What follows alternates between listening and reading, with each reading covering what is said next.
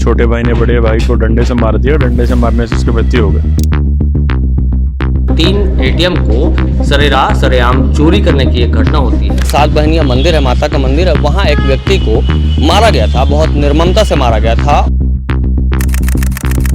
क्या भिलाई, अब ऐसा लगता है कि आप तो सुरक्षित वातावरण नहीं, सुरक्षित वातावरण तो नहीं है भैया अभी की स्थिति में। मलकीत हत्याकांड में सिख समुदाय आक्रोश की सीमाओं तक आ चुका है।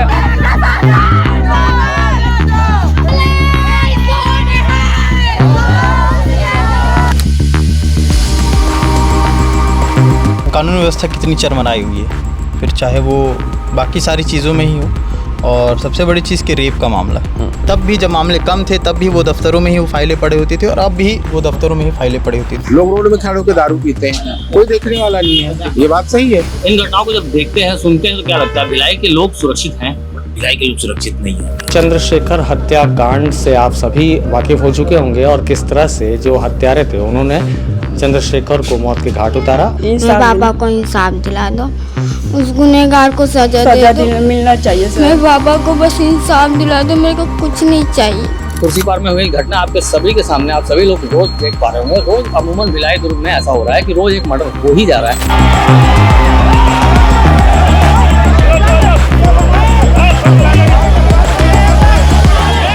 कहीं हत्या हो जा रही है, कहीं कोई किसी को चाकू मार दे रहा है, कहीं शराब पीकर कोई छेड़खानी कर दे रहा है, कहीं किसी को कॉलर पकड़ के खींच के उसके साथ बदतमीजी की जा रही है। लगातार जो शिवनाथ नदी में अचानक से ये जो मामला बढ़ा है, न जाना उस जगह पे हो क्या गया पता नहीं है। लगातार पिछले साल का जिक्र तो हम कई बार कर चुके हैं, इस बार तो इतनी मतलब मौतें हो चुकी हैं वहाँ पे। फैमिली के साथ हो, चाहे अकेले हो, 2 लोगों का हो, प्रेमी जोड़े तक।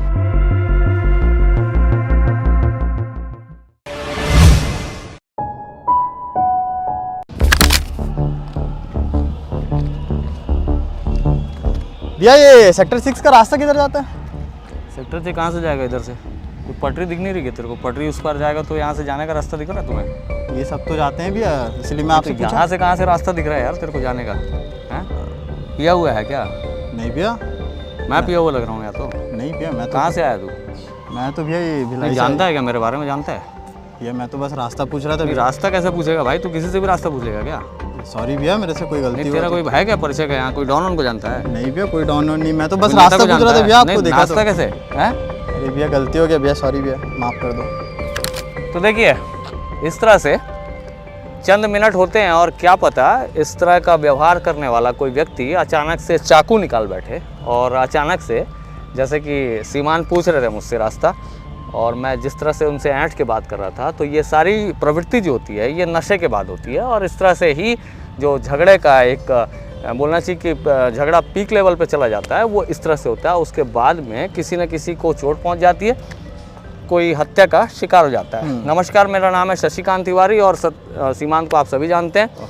हम लोग एक बहुत बड़ा और बहुत दुखदायी सब्जेक्ट आज लेकर आए हैं, जिससे आज छत्तीसगढ़ और दुर्ग भिलाई का खास तौर पे इलाका जो है वो सिहरा हुआ है, थर्राया हुआ है, और लगातार घटनाएं, वारदातें, मौत, हमला, जघन्य वारदातें, ये सब हो रही हैं। सीमांत, सबसे पहले हम स्टार्ट ये करना चाहेंगे कि मतलब जो अभी घटना हुई है यहाँ जो ITI ग्राउंड में, उस घटना को लेके काफ़ी कुछ बवाल हुआ, और बहुत दिन के बाद 4 दिन तक चक्का जाम और बहुत सारे विकट स्थिति बनी रही, बहुत आंदोलन भी हुए, और उसमें जिस तरह से एक व्यक्ति को मारा गया, तो वो घटना जरा रिकॉल करा दें।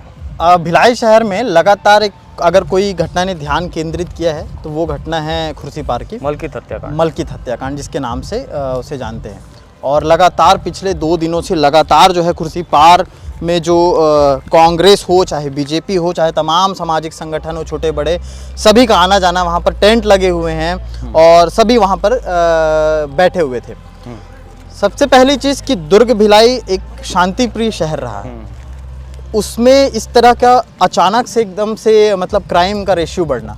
दूसरी चीज़ कि जिस खुर्सीपार IIT ग्राउंड में हुआ है, ITI ग्राउंड में, उस ITI ग्राउंड में आज से 2 साल पहले मैंने खबर की थी, वहाँ पर 2 लोग आपस में बैठ के शराब पी रहे थे। एक ने उसके बारे में कुछ बोल दिया, शरीर के एक अंग के बारे में बोला था, तो दूसरे ने उसी अंग पे इतना मारा था कि उसकी हत्या कर दी थी।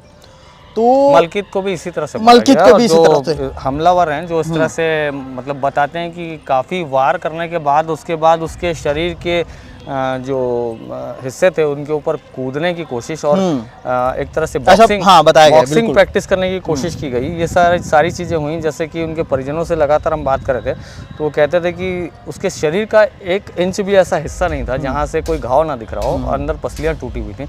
तो ये जो घटना हुई थी ये शराब के नशे के आगोश में होने वाली एक चरम बिंदु पे जाने वाली बातें और उस बातों के आधार पे, जैसे कि गदर फिल्म की बात आ रही है, उसमें गदर की एक रील को लेकर कुछ बातचीत हुई बोरिंग थी। उखाड़ने वाला जो सीन था वो सीन था, उसमें एक जो लड़के ने कहा कि सरदार लोग बहुत पावरफुल होते हैं और बोरिंग भी उखाड़ देते हैं, और इसी को लेकर के वो तमाम जो वहाँ पे ग्रुप बैठा हुआ था, अमूमन वहाँ पे चाहे कितनी भी पेट्रोलिंग हो जाए लेकिन वहाँ पर दारू पीने वाले, शराब पीने वाले रहते ही हैं।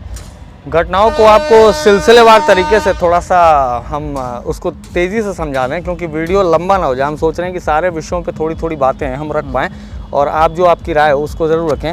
जिस वक्त हम मलकीत हत्याकांड को कवर कर रहे थे उसी वक्त एक कोहका में भी घटना होती है, जो कोहका में चंद्रशेखर नाम के एक व्यक्ति को इसलिए मार दिया जाता है क्योंकि चंद्रशेखर का जो भाई है वो अपने घर के पास हो रही कोई अनैतिक गतिविधि थी जिसमें एक महिला पुरुष अपने आप को गले में लपेट रहे थे। उस जगह को उन्होंने मना किया कि ये जगह सही नहीं है आपके इन कामों के लिए, आप अपने घर जा सकते हैं। उस बात में वो व्यक्ति इतना आक्रोशित हो जाता है कि अपने कुछ लोगों को बुलाकर चंद्रशेखर पे हमला कर देता है। आपने उस स्टोरी को कवर किया है सीमान, क्या हुआ था वहाँ पर? वहाँ पे असल में क्या होता था कि चंद्रशेखर ठाकुर का जो छोटा भाई है वो घर वहीं पे है, तो वो वहाँ पर मौजूद था। और गली के पास जो है सचिन चौधरी नाम का लड़का जो है, अमूमन वहाँ पर एक लड़की आए दिन वहाँ से वो मुलाकात किया करता था। तो सचिन को उसके छोटे भाई ने मना किया चंद्रशेखर के, तो उन दोनों में बहस हो गई। चंद्रशेखर के छोटे भाई ने सिर्फ ये बोला कि यहाँ पर ये सब मत किया करो क्योंकि आसपास का माहौल ख़राब होता है। सचिन को ये बात बुरी लगी और उसके बाद बहस मतलब हल्ला हुआ, तो अंदर से चंद्रशेखर निकला, उसका बड़ा भाई। जब वो निकला है और निकलने के बाद जब वो आया बीच बचाव करने के लिए, तो सचिन बोला कि मतलब सचिन को लगा कि अब इन लोग हावी हो रहे हैं, उसने अपने भाई को फ़ोन किया। जब उसने अपने भाई को फ़ोन किया तो उसका भाई जो है हाथ में बेसबल्ला मतलब सब चीज़ की तैयारी के साथ वहाँ पर आया और मारपीट शुरू की। चंद्रशेखर को इतना मारा पसलियों में कि उसके बाद जब पुलिस आई उसको हॉस्पिटल ले गई तो वहाँ पर उसको मृत घोषित कर दिया गया। कल भी जब स्टोरी को कवर कर रहे थे उसके बाद जब ये उनके परिवार के पास आप भी गए थे, मैं भी गया हूँ आज सुबह। छोटे छोटे बच्चे हैं उनके, हाँ, छोटे 5 बच्चे हैं और वो बेचारी उनकी जो पत्नी है वो ऐसे हाथ जोड़कर मजदूरी का काम करते हैं वो लोग। इवन जो बच्ची, जो एक बड़ी बच्ची दिखी, वो बड़ी बच्ची शुगर पेशेंट है, उसको ब्लड शुगर है। और जब मैं उनकी माताराम से बात कर रहा था, जो पत्नी है उनकी, बच्ची की माँ है और जो मृतक की पत्नी है, उनसे जब बात कर रहा था तो वो बात करते करते बच्ची स्वतः मेरे माइक की ओर आती है और कहती है कि अंकल हमारे पापा की मौत का जो सज़ा है वो कर दीजिएगा और हम लोग की रक्षा कर लीजिएगा, अब हम लोग का कोई सहारा नहीं है। तो बताइए, नशे का इतना सुरूर चढ़ जाता है लोगों में कि आप किसी के परिवार से उसके पिता को छीन ले रहे हैं, पिता को छीन ले रहे, मतलब बेफिक्र हो गया ऐसा टाइप का। नशे का जो फैक्टर है वो इस कदर सुरूर चढ़ चुका है उसका कि जो हमलावर है, आप सोचिए कि आप किसी से उसका पिता छीन ले रहे हैं, आप किसी से उनका पति छीन ले रहे हैं, किसी बाप के मतलब जो आश्रय बेटा रहता है उस बेटे के प्यार और किसी के माँ से उसका बेटा छीन ले रहे हैं। बहुत आसान हो गया, बहुत आसान हो गया किसी को मारना। आज की डेट में किसी को मारना इतना आसान हो गया। क्यों ये दहशत नहीं है? क्यों किसी अपराधी में डर नाम की चीज़ नहीं है? क्यों वो सोचता नहीं कि जब वो किसी पे हमला करता है तो ना सिर्फ जिस व्यक्ति पे या जिस परिवार पे उन बातों को दुखद पहलू के तौर पे देखा जाता है, जो हमलावर है उसका भी परिवार इन चीज़ों से ज़्यादा खुश तो नहीं रहता होगा, क्योंकि उसे भी तो जेल जाना है ना, हत्या के आरोप में उसे भी जेल जाना है। बिल्कुल। तो इन 2 घटनाओं को हम कवर जब कर ही रहे थे उस समय ही एक तीसरी घटना सुनाई में आती है और वो घटना ये है कि नेवई इलाका है, नेवई थाना, दुर्ग ज़िले का नेवई थाना इलाका, वहाँ पर एक बड़े भाई ने एक छोटे भाई को मार दिया। और मारने का ये बताया जा रहा है कि जो कटर होता है, एक कटर जो ऑपरेशन में सीजरिंग के काम आता है, उस कटर का इस्तेमाल किया गया, उसको वार करता है और अपने छोटे भाई को मार देता है। उसके बाद ये घटना खुल ना जाए करके उसको एक पानी के उसमें कुछ पत्थर वगैरह बांध कर, रस्सियों से हाथ पर बांध कर उसको पानी की जगह पे स्पॉट पे फेंक कर वो भाग जाता है। तो जो मारने वाला है उसकी जो घर वाले हैं उसके जरिए थाने तक बात पहुँचती है और ये घटना सामने आती है। इसमें भी कहीं ना कहीं एक पारिवारिक कलह हो सकती है या फिर इसमें भी कोई बात नशे का आ सकता है। और इन तरह की घटनाओं में लगातार इजाफा हुआ है। बिल्कुल। तो शहर के लोग अब चलने के लिए यहाँ डरे हुए हैं।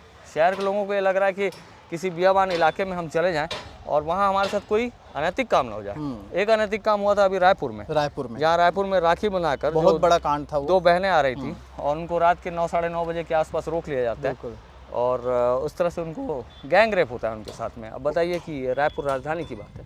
उसके बाद वो 3 साल की बच्ची का भी जो मामला आया था भिलाई का, वो भी एक मामला था। और उसके बाद दुर्ग में शायद हमने एक खबर की थी, उसमें बेटे बहू ने मिलके माँ को मार दिया था। और माँ को मारने के बाद दूसरे दिन बिल्कुल नाटकीय ढंग से, नाटकीय ढंग से उस माँ को पहले मार दिया रात में, उसके बाद सुबह ऐसे लिटा दिया और तबीयत खराब है बोल के उन्हें उड़ा दिया था। उसके बाद जब पड़ोसियों के द्वारा पता चला तब पुलिस पहुंची और उसके बाद पूरा तहकीकात हुआ था वहाँ। दुर्ग की एक और घटना है जो सनसनीखेज है, आज तक उसका खुलासा दुर्ग पुलिस नहीं कर पाई है, कर पाई है। मतलब वो बहुत कुछ बातें आ रही हैं। 7 बेहनिया मंदिर कहलाता है एक रसमड़ा के आसपास में, जहाँ पर एक व्यक्ति को जब हमने कवरेज करने वहाँ पहुँचे थे तो वहाँ देखे थे कि उसकी बॉडी जल ही रही थी। मतलब उसके काफ़ी हिस्सों में पानी डाला जा चुका था, लेकिन उसका जो पैर का हिस्सा था वो धधक सा रहा था और उस व्यक्ति को इस कदर मारा गया था। वहाँ संघर्ष के बहुत सारे निशान भी मिले हुए थे। मारने के बाद में उस व्यक्ति को इतना सामने वाले ने उसके साथ इतनी जाति की थी कि उसके शरीर में जो उसका सीना होता है वहाँ त्रिशूल गाड़ दिया था। तो ये घटना अपने आप में बहुत सनसनीखेज थी, लेकिन अब तक दुर्ग जिला पुलिस उस तक उन आरोपियों तक नहीं पहुंच पाई। काफ़ी दिन हो चुका है और उस काफ़ी दिन हो चुका है। हमने उसको दोबारा एसपी से बात भी की थी कि सर घटनाक्रम में कुछ हुआ क्या। तो उन्होंने कहा कि अब तक जो मारने वाला है उसका भी पता नहीं है, मृतक है उसका भी पता नहीं है। हम डीएनए सैंपल्स अब कहीं से कलेक्ट किए होंगे, उन्होंने डीएनए सैंपल्स की जांच के लिए भेजा हुआ है। ना जाने कब वो चीज़ें खुलेंगी, ना जाने उस मृतक को कब न्याय मिलेगा। तो ये सारी चीज़ें सबका जड़ लेकिन नशे पे जाता है, सारी चीज़ों का जड़ नशे पे है। और नशा, अब आप सोचिए कि नशे का भी एक कारोबार है, प्लस यहाँ पर आप देखिए कि जैसे लोग कहते हैं कि जुआ सट्टा, पुलिस प्रशासन कहता है कि जुआ सट्टा, हम बहुत सारी चीज़ों पर नकेल डाल चुके हैं। अब आप बताइए कि आप या मैं या समाज में ये जो भी ये वीडियो देखेगा, क्या वो नहीं जान रहा है कि दुर्ग जिले में जुआ सट्टा का कारोबार, अवैध शराब का कारोबार, अवैध गांजा बेचने का कारोबार कहाँ कहाँ संचालित हो रहा है। बिल्कुल। अब आप सोचिए कि कोई कबाड़ी दुकान अगर चलाने वाला हो तो वो किसी पीएससी पास व्यक्ति को तो अपने नौकरी पर नहीं रखेगा, वो रखेगा उसी प्रकार के व्यक्ति को जो उसके लिए रात में चोरी कर सके। और जो वो चोर रहेगा, जब उसके जेब में पैसा आ जाएगा तो वो जाहिर सी बात है किसी न किसी शराब भट्टी या बार में मिलेगा, और या तो फिर सूखा नशा करेगा। और जब उसके पास पैसे भी आ गए, रुतबा भी आ गया और उसे डर नहीं है पुलिस का कि हम तो पुलिस को पेमेंट करते हैं, जब डर खत्म हो गया तो वो जब अपनी जेब में रखा हुआ चाकू या उस्तरा या कटर जैसा हथियार है या फिर रिवॉल्वर जैसे हथियार है, वो किसी भी तानने या उस पर हमला करने से 2 मिनट बिल्कुल नहीं डरेगा, बिल्कुल नहीं। तो कानून भी कहीं ना कहीं बहुत ढीला है, पकड़ाते हैं उसके बाद छूट जाते हैं और लगातार घटनाएं भी हो रही हैं जो चिंतनीय है, लेकिन उस पर कोई खोज खबर नहीं है। कांड हो जाता है, उसके बाद परिजनों से मिलने नेता जाते हैं। सीमांत एटीएम चोरी की घटना को लेकर, हाँ, एटीएम चोरी की घटना मामूली, ऐसे बहुत सारे एटीएम चोरी हुए हैं, पहले भी हुए हैं, लेकिन आप सोचिए कि रात के 2 बजे एक गैंग आता है जो जिला अस्पताल से बाकायदा वो गैस सिलेंडर चोरी करता है। कटर वो लेके आए थे, गैस सिलेंडर वहाँ से चोरी करते हैं और बलेनो कार से आए थे और 4 लोग थे। अब आप सोचिए कि शहर की जो सीसीटीवी और जो बोलना चाहिए पेट्रोलिंग व्यवस्था है वो ध्वस्त हो चुकी है। एक अस्पताल से सिलेंडर चोरी करते हैं, उसके बाद आदर्श नगर जाते हैं, सबसे पहले वहाँ एटीएम काटते हैं, उसके बाद हुड़को आते हैं, हुड़को एक प्राइम इलाका है, आदर्श नगर भी प्राइम इलाका है, वहाँ शहर के बीच में घुसते हैं। रात के 2 बजे एटीएम को बाकायदा इत्मीनान से काटा जाता है। बिल्कुल। और वो आंकड़ा हमने जोड़ा था तो लगभग 1,40,00,000 रुपए वो लेके चले जाते हैं। और जब गैंग सामने निकलता है, दर्शकों आप भी देख चुके हो, हमने खबरों में दिखाया भी, वो मेवात का गैंग है। अब मेवात का गैंग आप समझ पा रहे होंगे कि मेवात का जो गैंग है वो किस कदर पे, किस हाई प्रोफाइल लेवल पे, पुराने समय के चरणों पे ऑपरेट करता है और कैसे उनके मतलब आक्रामक स्वरूप रहते हैं। मतलब हमने तो कई बार पुलिस वालों से ये भी पूछा कि आप जब मेवातियों को पकड़ने जाते हो, गैंग्स को पकड़ने जाते हो, वहाँ स्थिति क्या रहती है? तो बताते हैं कि मेवात का जो इलाका है वहाँ पर अंदर घुसना भी मतलब खतरे से खाली नहीं, पुलिस के लिए भी। वहाँ वो स्थानीय पुलिस की मदद लेते हैं, बावजूद उसके वो मेवात के उन इलाकों में अंदर नहीं जा सकते जहाँ से अपराधी को उनको पकड़ के लाना है। वो इंतजार करते हैं कि मेवात के इलाके के बाहर वो मोबाइल नंबर ट्रेवल करे, तब उसको जाकर दबोच कर लाते हैं। तो आप सोचिए कि इस तरह के जो अपराधी हैं ये यहाँ आते हैं, खुलेआम डंके की चोट पे सरेरा वारदात को करते हैं और चले जाते हैं। तो ना सिर्फ हत्या, ना सिर्फ चाकूबाजी, ना सिर्फ हमला, बल्कि इस तरह के चोरियां, बिल्कुल लूट डकैती, ये सारा कुछ होता है। डकैती से याद आया, एक ताज़ी घटना से अपडेट करते हैं आपको। रायगढ़ में एक घटना हुई है, घरघोड़ा के आसपास एक घटना हुई, जो एक्सिस बैंक में अभी 8 करोड़ रुपए के आसपास जो लुटेरे हैं, आधा दर्जन लुटेरे अचानक से बैंक में घुसते हैं। सुबह 7 बजे की घटना, आज की घटना। 7 बजे घुसते हैं और उसके बाद मैनेजर को एक व्यक्ति पकड़ कर चाकू मार देता है। उसके बाद पूरे लोगों को, एम्प्लॉइज़ को अंदर बंद कर दिया जाता है और मतलब पूरे वहाँ से फिल्मी स्टाइल में। सोने के बिस्कुट, सोने के जो ऑर्नामेंट्स है और कैश मिला के वो टोटल ओवरऑल जो मैनेजर ने पुष्टि की है 8 करोड़ रुपए की चोरी, ये बहुत बड़ी ये लूट की वारदात हुई है। अब ये भी कोई मामूली घटना नहीं होगी, इसके लिए कई बार रैकी की गई है। इस तरह से लगातार घटनाएं हो रही हैं और इसमें बहुत सारी चीज़ों पे मतलब पुलिस कुछ कर नहीं पा रही है। जामुल में आपने खबर बनाई थी जो घटना हुई जामुल में घटना ये हुई थी कि एक राजा टंडन नाम का लड़का जो 18 से 19 साल जिसकी उम्र थी महज, अपने एक दोस्त के साथ स्कूटी पर आ रहा था खिरदा गांव से। जामुल आया हुआ था, वहाँ पर नाई की दुकान थी, उसे बाल कटवाना था। उसी दौरान हाईवा आती है, हाईवा आगे थी, वहाँ पर आता है, अनबैलेंस होता है उसकी गाड़ी के साथ और वो गिर जाता है। गिरने के बाद सर जो है धड़ से अलग हो जाता है। कल ही ये घटना हुई थी।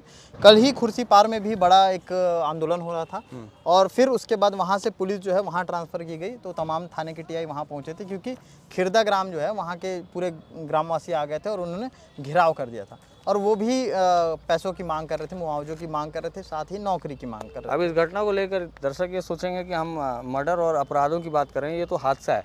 लेकिन आप ये भी समझिए कि हादसा कैसे होता है। आप जिन सड़कों से गुजरते हैं, कई बार ऐसा होता है कि उन सड़कों में बड़ी और हैवी लोडिंग गाड़ियों को प्रवेश की अनुमति नहीं रहती। बावजूद वो धूल उड़ाती हुई और अनियंत्रित स्पीड से जाती हैं, तो जो सड़क पे चलने वाला व्यक्ति है वो उनके लिए कीड़े मकोड़े बराबर होता है। तो उसको इस तरह से रौंद दिया जाता है। हमने CG रोड पे कई बार कई घटनाएं कवर की हैं जिनमें हम उन लाशों को, उन मतलब मृत शरीरों को दिखा नहीं पाते हैं क्योंकि वो लाशें इतनी क्षत विक्षत हालत में होती हैं। उसके लिए कई बार हमने रेस की आवाज़ें उठाई हैं, लेकिन फिर भी सरकार और प्रशासन जो चीज़ है उनके कान में एक प्रकार से ना ट्रैफिक व्यवस्था दुरुस्त कर पाते हैं, ना गांजा तस्करी वालों को पकड़ पाते हैं, ना शराब खोरी करने वालों को पकड़ पाते हैं। एक ऐसी स्थिति बन गई है कि अब आम इंसान से आज हमने बात की, अवंती बाई चौक के आसपास बात की है। हमने पूछा कि इस चौक में आपको खड़े रहने में कैसा लगता है। बोले सर बहुत खतरनाक है, यहाँ पर अभी रात में शराब भट्टी से शराब पी कर आएंगे लोग, यहीं सामने खड़े होते हैं, उसके बाद हम यहीं गाली गलौज करते हैं और अगर हमने उन गाली गलौज के बीच में इंटरप्ट करने की कोशिश कर दी तो हम पे हमला बिल्कुल।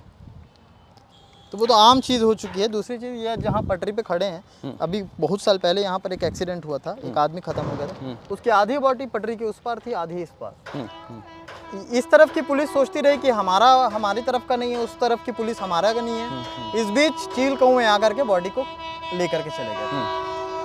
ये प्रियंका का एक हमने एक केस उठाया था। हम इन चीज़ों को थोड़ा थोड़ा नोट डाउन करके रखे हुए हैं। इसी प्रकार से जो नाबालिग बच्चों के साथ अपराध होते हैं या फिर जो बालिकाओं के साथ अपराध होते हैं, जैसे कि हमने अभी हाल फिलहाल में कई खबरों पे काम किया है, जिसमें एक पिता हमारे पास में आए थे जिनकी बेटी साल भर से ऊपर हो गया लगभग, वो गायब हो चुकी है। प्रियंका नाम है उनका। अब वो थाना जाते हैं तो थाने में उनको कई प्रकार की गोल मोल बातें की जाती हैं, आप आवेदन लिख दो, हम देखते हैं, दिखवाते हैं।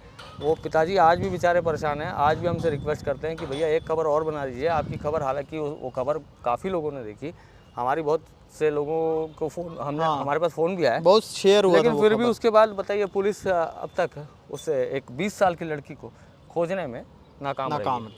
लाखों लोगों ने कहा है कि पुलिस काम करे या पुलिस के ऊपर कोई प्रेशर नाम की चीज़ नहीं है। मतलब ये एक प्रकार का जो अफसर बैठते हैं वो क्या अफसर आजकल ऐसा लग रहा है कि टाइम पास कर रहा है। जो घटनाक्रम हो रहे हैं, जैसे अब G रोड में जाम लग गया तो उस जाम को तो हटाना ही पड़ेगा, तो उसके लिए काम कर रहे हैं ऐसा लग रहा है। वो ढुलमुल रवैया है पुलिस का और वो बाकायदा देखने को भी मिल रहा है। साथ ही साथ ये तो खबर है वुमेन ट्रैफिकिंग की, सब बड़ी चीज़ थी कि इसमें कम से कम कुछ मुस्तैदी से उनको काम करना था।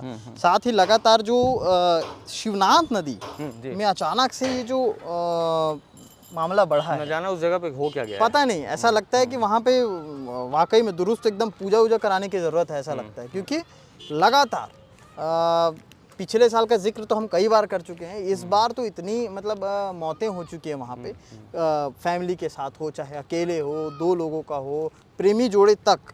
और यहाँ तक कि आज ही मैं सुबह वो खबर बना के आ रहा हूँ। आज आपने लाइव कवरेज किया है जब कोई व्यक्ति डूब रहा था। बिल्कुल, हम गए थे। दरअसल रात में एक मामला हुआ था, उसमें जो व्यक्ति डूबा है उसकी खबर बनाने गए थे। वो विश्वकर्मा जी के मूर्ति का विसर्जन। तब तक मैं देखा कि एक तरफ जो है वो नहा रहा है और एनिकेट के जो पुल है, पुल के इस पर वो नहा रहा था आराम से उल्टा होके। और उसके बाद धीरे धीरे जब वो बहाव में हुआ तो वो नीचे गिर करके और अनबैलेंस हुआ। अब बताने वाले लोग ये भी बता रहे थे वो अच्छा तैराक है, बहुत सारी बातें की जा रही थी। वो अनबैलेंस हुआ, अनबैलेंस होते होते जब 2-3 पलटी खाते हुए जब बीच में चले गया तब वो पूरी तरह से हार चुका था। उसके बाद उसकी मतलब वो खुशकिस्मत रहा होगा, आज वो मना रहा होगा कि मैं भगवान ने दूसरी ज़िंदगी दी है। वहाँ पर मछुआरे थे, वो मछुआरे जाल फेंक रहे थे। जब उन्होंने भीड़ की आवाज़ सुनी तब वो कूदे हैं, कूदने के बाद वो वहाँ पर पहुँचे और उन्हें लेकर के आए हैं। तो इस तरह से उसकी जान बची है। इसमें एकदम मतलब चेतावनी का बोर्ड वहाँ पर रहने के बावजूद भी लोग जा रहे हैं, अभी भी ऐसा नहीं है। कितना भी हम लोग खबर बना लें, वहाँ पर लोग जा रहे हैं, वो चाहे कुछ भी कुछ विसर्जन करने, ठंडा करने, ठीक है, उसका एक जगह है। ये भारत देश की पब्लिक है, बिना सख्ती के मानते नहीं बिल्कुल, है। अब ये है कि सख्ती तो एनी हाउ करनी ही पड़ेगा पुलिस प्रशासन को। अगर आपको वहाँ मौतें रोकनी है, यहाँ रोज अब सड़कों पे भी होता रहता है, सड़कों में कौन भला नियम पालन करता है, सड़कों में कौन हेलमेट लगाता है, कौन अपने साइड को लेकर चलता है, सड़कों में कौन बेतरतीब नहीं चलता, सड़कों में कौन शराब पीकर नहीं चलता। ये सारी चीज़ें सड़क पे भी होती हैं, तो वहाँ नदी पे भी होती है। नदी पे भी लोग सेल्फी खिंचाने जाते हैं पुल के ऊपर, इन्होंने किया है, हमने किया है, हमने कई बार स्टोरीज उठाई हैं। लेकिन उसके बावजूद आगाह करने के बाद एनडीआरएफ एसडीआरएफ भी आगाह करती रहती है, लेकिन उसके बावजूद भी लोग समझते नहीं हैं। लोग जाते हैं और वो जान गंवा कर आते हैं। हालांकि उसके बाद भी जो प्रशासनिक, अब जैसे मैंने कहा कि हिंदुस्तान में ऐसा है कि लोगों को बिना प्रशासनिक दबाव के कुछ समझ नहीं आता है। प्रशासनिक दबाव एक होना चाहिए था। बैरिकेड जैसे लगा दिया जाता है, तो बैरिकेड ही लगाना से पर्याप्त नहीं है, वहाँ आपको आदमी भी तैनात करना होगा। हाँ, चौकन्ने रहने के लिए कम से कम वहाँ पर एक दो रखना था सिपाहियों को, ताकि वो वहाँ पर मुस्तैद रहें।